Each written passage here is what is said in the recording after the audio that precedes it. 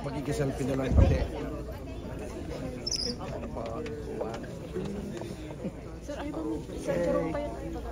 Oh, picture. Oh. Okay, thanks. Hi, Fiang. Super supportive naman kay JM. First time, hindi mo, napanood mo na po rin. Kamusta naman po yung Ganda. anong feeling mo napanood mo uli siya? Proud. Hindi ko alam bakit nandito. Next naman, ikaw naman papanood. Congrats sa Ghosting.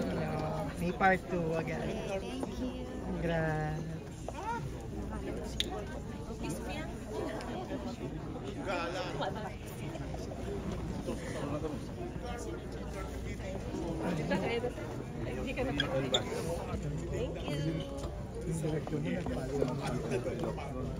Oo nga. Saan mo na kayo? May paano yan? Bongga yan. Alam mo naman si Tim Ron. Ano mo? So, hirap ko nito po sa patawa. Kuya.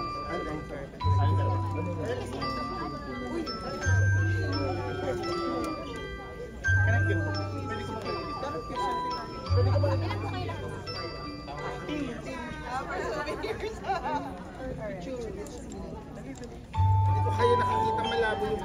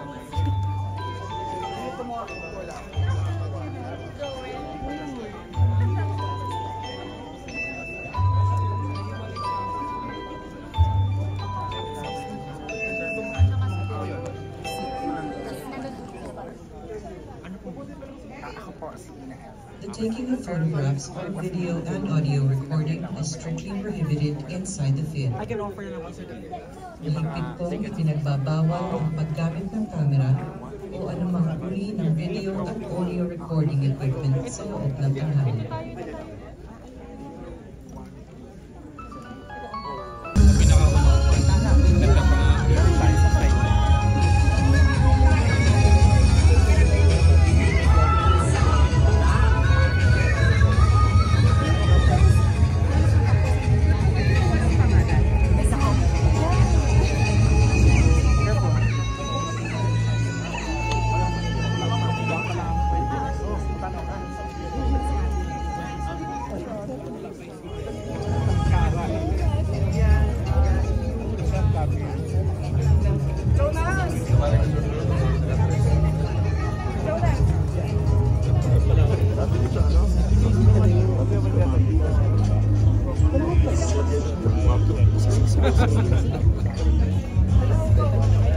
Sir,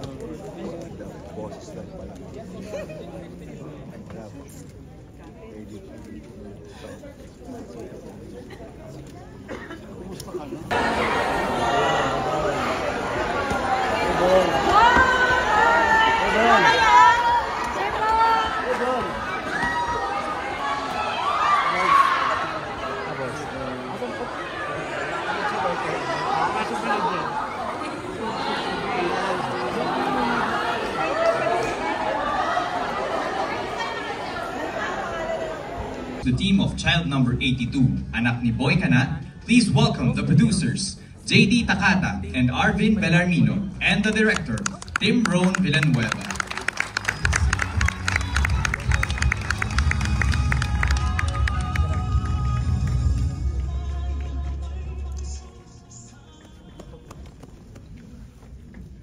Magandang gabi po.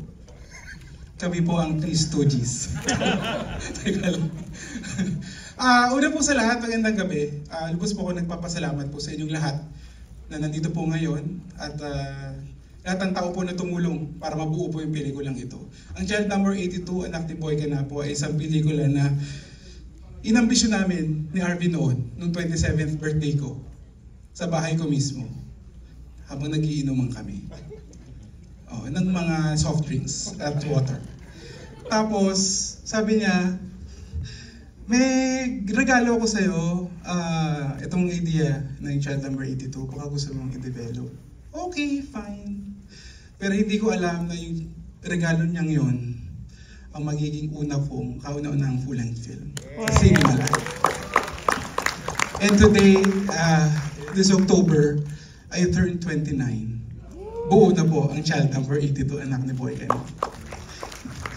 Isang pelikula na akala namin imposibleng gawin. Pero naging imposible dahil po sa inyo at sa tulong po ng iba't ibang tao na sumuporta at ipinaglaban po ang proyektong ito. Kaya maraming salamat po. Gusto ko po ibigay ang tablado sa aking producer dahil siya po ang may kagagawan po nito lahat. Ladies and gentlemen, Channel Takata. Okay, para mabilis po, akin pong tinatawagan ang mga taong tumulong para mabuo ang pelikulang ito. Ako po ay may listahan ng mga pinagkakautangan. Unang-una po ang aking executive producer, Mayor Mel Labasan and Vice Mayor Maynard Muangla.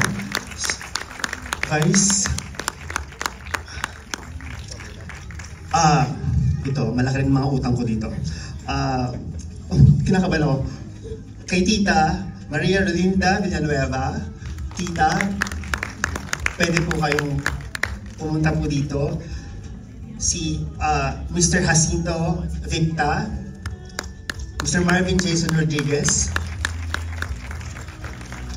Sa RSVP po si Sir Oli Laperal Jr. at Rafa Laperal. Ang aking producer, Arvin Bellarmino. Please, yung mga kasama ko rin pong buwan ng pelikula, tumayo na po kayo, isa